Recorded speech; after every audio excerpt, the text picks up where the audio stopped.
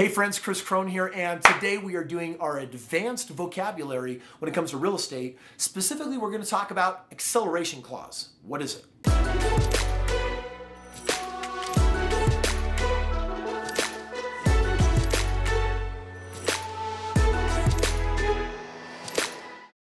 All right, my friends, so today on our advanced real estate vocab, there's a ton of you that are asking questions about acceleration clauses.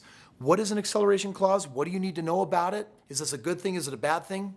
Well, first of all, it's not necessarily a good thing, okay? What ends up happening when you buy a house is, you know that when you get a mortgage, they make you like break your hand by signing your name 1,000 times for this big, thick, half a ream of paper. There's all sorts of things in there that honestly, you're probably not taking the time to read all the fine print. In the fine print, you're gonna find an acceleration clause. And this is what the mortgage is basically saying. They're saying, if you ever take this property and transfer it into an LLC, then we're gonna accelerate the mortgage. Now here's what an acceleration means. Hello, customer, your house needs to be paid off now or we're taking it from you. So we'll give you 30 days to buy your house. Now for just a moment, think how crazy that is. It's like, whoa, whoa, whoa, whoa, whoa. I make payments every month for 30 years. How do you want me to actually pay it off?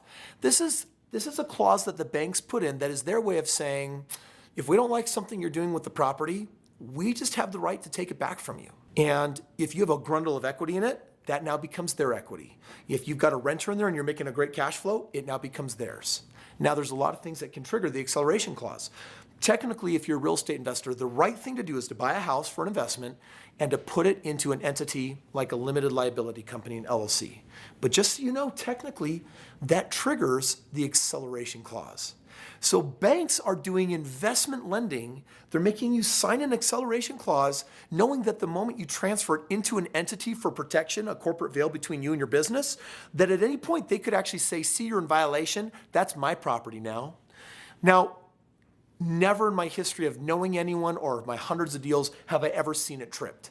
This is actually just a precautionary measure for the banks of saying, listen, this is an investment property, and we want to make sure you've already hit the tripwire so that if anything happens down the road, if mortgage rates change and we don't like the rates that you're paying, or bottom line is if we want to take this property back and assume it, we can take it back from you. And no questions asked, because we've made it too easy for you to trip the acceleration clause.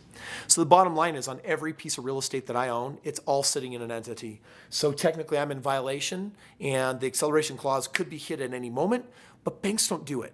It's their fallback for worst case scenario. I'm sure they're still licking wounds from something they learned from the Great Depression, and that's why they came up with some of this mumbo jumbo. I don't really know when they started using it. I just know that it's never been a threat. It's never come back and hurt. It's never done anything like that. But when you buy a house, it's got an acceleration clause. Now, I'll give you a more practical application. When you buy a home that you're going to live in, you make a commitment to the bank. You're basically saying, I'm going to live here for at least 12 months. That's your intention. Now, the banks can't govern anything. They can't really govern intention very well. So there are individuals that will actually kind of take advantage of the system and they'll buy a house and they'll put 3% down instead of 20%. Then they move out a month later. Sometimes they don't even move in. They're like, no, bank, I was going to live in it, but then my wife or a job changed, so I moved out. Now the bank, if you do that, they're not going to care. If you do it again, they're probably not going to care. But if you keep doing it repeatedly and the bank sees the pattern, they're going to say, wait a second here. With investment lending, you got to put 20% down. You keep trying to qualify for a home as if it's yours and you're going to live in it, but you never do. You just keep putting 3% down. And if they started seeing that pattern, guess what the banks could do? They could trigger the acceleration clause and say, hey, the person that signed on the loan is taking advantage of this. They're doing something that is against the rules. Now, is there anything wrong with you living in the house for a year and then getting another 3% down on another house? No. Could you actually do that every year? Absolutely. Not many people like to be that transitory. But what happened if you wanted to buy the house and something happened and your intention changed and you moved out 3 months later? Are you in violation to trigger the acceleration clause?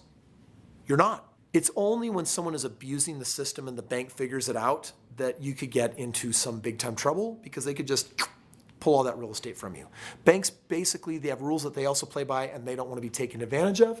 And so this is the banks, this is one of their top controls for making sure that no one is really taking advantage of them. Listen, we got a whole series here made up on this advanced vocabulary. So honestly, make sure you are a subscriber. Go ahead and ring the bell so that we can keep notifying you and letting you know when we've got new videos hitting. Because the more knowledge that you get here between your 2 years with this real estate, the more real estate you're gonna own out there.